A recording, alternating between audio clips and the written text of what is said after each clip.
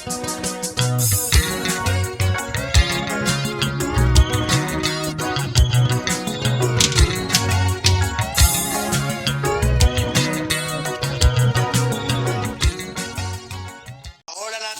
ngolwesibili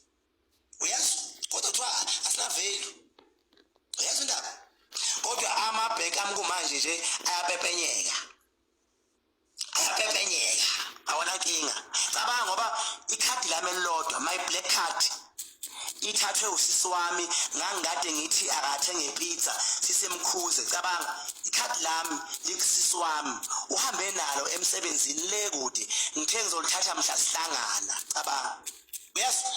kusho umuntu ongenaveli ukube bekunguwe bekojuluka ibhluwe ugibela amakhumbi ukhupha ingane yakini uyofuna ikhadi lakho yayizwa indaba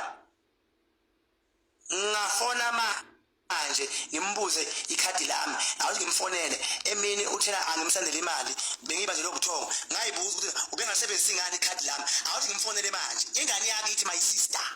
ofundile futhi naye yes mina lo ngelaveli yabona uhambe nekhadi lakho ukube bekunguwe ubuzogijima ulukhuphi ikhadi lakho hey ikhadi lami thula ke thuthu isinto ngehlindlu kunjani ngiyaphi usulele obusulala uyazi ngiyacabanga lapha ubungasebenzisi ingane ngathi ikhadi emini ngoba phela uyazi ngiyacabanga manje ngoba bese phela ngilele ubungathatha ingane ikhadi kanti usebenzise lona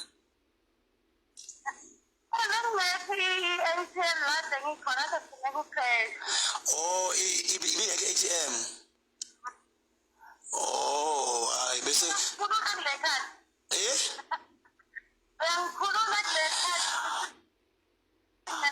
ngiyakhulula ungalithepa kodwa engikwaziyo I think amount angazi igcina kuba eyokuthepa ungalithepa kodwa ngeke ukwazi ukukhipha iamount ethandwa nguwe ngiyakhulula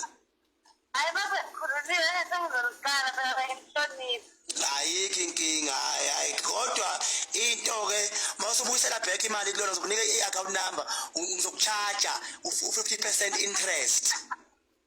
bakhokhisa kanti ngizokukhokhisa waswapha nje ngiyascreenshot mina ngapha kwa-FNB ngiyakusendela ngithi naba kwa-FNB bethi ususwipile wena lapha then masibuyisele emuva 50% interest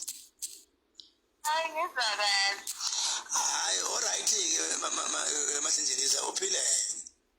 aseshavuke bhutisi alright sure uyazi